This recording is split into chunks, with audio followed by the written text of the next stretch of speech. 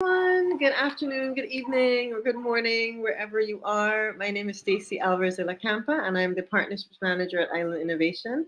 And I am here today on this live stream to tell you all about the Caribbean Climate Justice Leaders Academy. And this is your chance to discover all of the amazing things about this Caribbean Climate Justice Leaders Academy. We want to encourage you to apply. You're going to we'll be running through if you're eligible, what countries you're from, and the things that you will be gaining from the program, just to name a few. So let's start with at the beginning. Let's say the very beginning, we're going to discover the Caribbean Climate Justice Leaders Academy, or CCJLA. So what exactly is the Caribbean Climate Justice Leaders Academy? So this academy, this is a program in which it's a fully funded and a unique opportunity for young Caribbean activists and community leaders to learn about climate justice. You can engage with policymakers and promote climate action. And usually we have a particular group, or first cohort was approximately 39 young people from the Caribbean region. And some of them, selected participants, actually have the opportunity to travel a fully funded trip to the Conference of the Parties, or COP. Last year it was COP28, which was held in Dubai, and this year will be COP29, which is going to be held in Baku in Azerbaijan. So that's the course, and you'll get to, learn about what climate justice is. You will very importantly get to meet, interact with, and encourage young people from all over the region, young people like yourselves, okay? And this is a great way, I think, to boost your knowledge and also to boost your focus and let the world know about any kind of programs that you have or any kind of projects that you're working on in your region, because it can be very easy. We're in the Caribbean region and we're in different islands, right? And we tend to forget that we have, across the ocean, we have young people, colleagues working on the same thing. And it's always better to collaborate as much as possible and tune in together and see how we can help change. And that is one of the things that I found the most amazing thing about the program. The young people I've met and the people I'm still in contact with who completely changed my life. And this is something that goes beyond the months of the program, right? This will boost you for the rest of your life. So that's a little bit about the Caribbean Climate Justice Leaders Academy. So if we move on to the next section that we're going to talk about, which Caribbean countries and territories are eligible for this? So you do have to be in the Caribbean. Now, we do have on our website, we do have a list in the frequently asked questions section. We have a list of Caribbean countries and territories that will include, some of the islands. We have Anguilla, Antigua and Barbuda, Aruba, Barbados, Belize. We have some territories that are strictly speaking not islands, like Suriname is included in there. And we also have islands like Montserrat, Haiti. So you do not have to be English speaking, but the program is conducted in English, okay? So those are just some of the territories. So please apply. I would love to get lots of applications, and I would love to be able to see who are we going to share this amazing adventure and this great journey with this year. And you can apply by going on a website. The deadline for applications is the 20th of February, which is next week already, okay? So that is the deadline to apply. February 20th, I'll encourage you, spread the word, go on our website and get a chance to see our inaugural cohort. There's some amazing young people who I got to know, as I said last year, okay? So if we look at the next thing I'm gonna talk a little bit briefly about, what's the structure of the program? So as I mentioned, this is an opportunity for you to learn about climate justice. So the program is going to be structured in such a way that we will have weekly training sessions and access to an online community platform. So in those weekly training sessions, which are usually an hour, but invariably they always ended up being much more than an hour. So we're going to aim for an hour, maybe an hour and 15 minutes, where we'll be tackling specific topics to do with climate justice and climate change. So some examples of the sessions that we had last year. We looked at the science behind climate change. We have guest speakers who are going to come in. We had a guest speaker talk about the science behind climate change. We have one of the very, very popular and important topics was the concept of the just transition. How do you ensure that all members of community, all stakeholders are being treated fairly and equitably and benefiting from transitioning to, say, a more sustainable way of being that benefits the climate?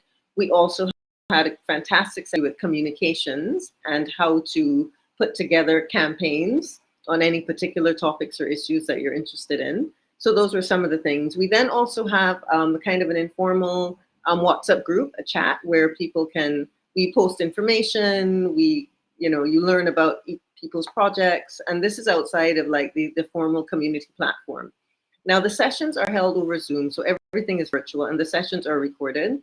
We do like though to encourage people to attend. I mean, the real-time interaction is just absolutely fantastic. It's heartwarming. And we recently brought to a close our sessions last year, and I miss those sessions. We had the sessions every Tuesday evening, Caribbean time.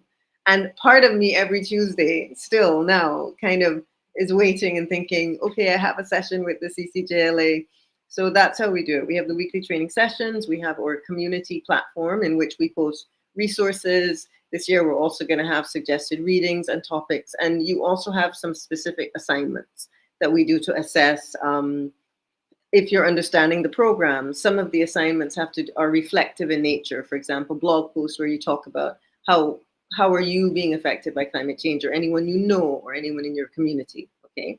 And you'll also get to share a plan. So at the end of it, we have a kind of a project that we want you to talk about and put in we call it a project execution plan. And you'll also benefit from a mentorship aspect of the program where some of our participants from last year would like to kind of keep in touch and help you as much as possible. Okay, so that's a little bit about the structure of the program, just an overview of the structure and what we expect from you. Okay, so looking at the next section, as I mentioned, what is expected from participants? So we do expect you to attend the weekly sessions. As I mentioned, they will be recorded, but your attending also indicates to us how interested you are. It indicates that you are trying your best to engage. We understand if you can't possibly come to every session, but we did have participants who attended every session, and that's why we will keep the sessions at the same time and the same day of the week, because it's just better to kind of clue in and have that as a standing session on your calendar. So you're expected also to, as far as possible, participate. I love having our cameras on because that way I can see you, but I understand that sometimes because of connection issues or sometimes it might be that you're just not in the frame of mind to have your camera on. That's fine. You keep your camera off. Usually I take a nice screenshot towards the end of sessions, so it's nice to be able to see faces occasionally. And please keep in touch with each other. So the point of the program, yes, we're going to let you know about climate justice. We're going to let you know about climate change, but it is also a way for you to build connections and build, I don't often use the term networking. I find it quite transactional, but build some solid connections with people that sometimes it's easy to feel very isolated. It's very easy to feel as if no one understands what you're going through or no one's focused on your issues. And, in that light, in terms of what we expect, we do not expect you to know everything about climate justice or know about everything about climate change. That is the point of the program. The point is for us to impart this knowledge to you, for us to learn from you all as well, okay, about your projects. And lots of times there are things you're doing which on the surface might not seem to impact climate change and climate justice, but are actually really important. So that's one thing, please rest assured, we really want you to apply. You might be working on a project that you think, again, has nothing to do with climate change and climate justice. It might, you think, focus more on conservation, but that they are intersections of things. So we would very much encourage you to apply based on that.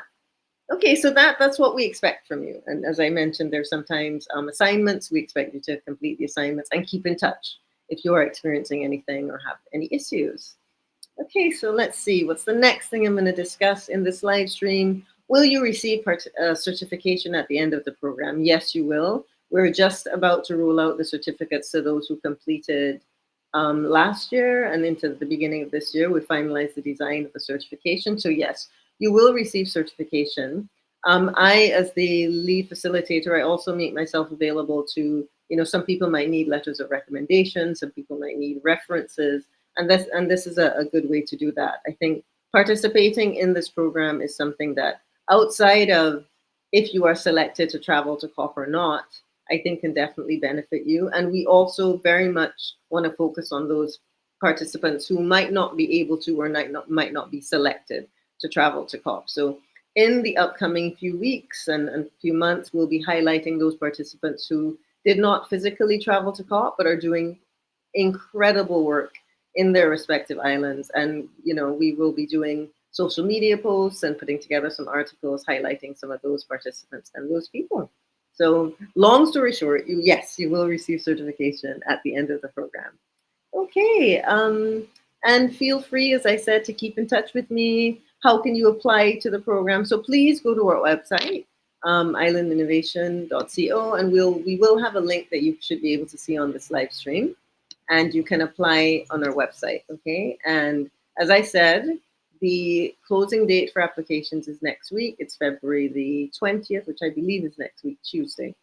So please do make sure you take a look at the application. Some of the things that we ask for, we do want to know, obviously, possibly a CV. You can let us know if you're working on any projects. Please know that as a prerequisite, you do not have to have attended a COP already. In fact, we try to focus on those people who have not necessarily had the chance to have their projects supported before. So I will say again, it's not that we expect you to, kind of have been there and done that, and now you're going to apply for the CCJLA. No, you can. This is the chance that we want to give you, the boost we want to give you to kind of make your dreams come true as a kind of a warrior on the front lines of climate justice. We really want to encourage all of you to do that.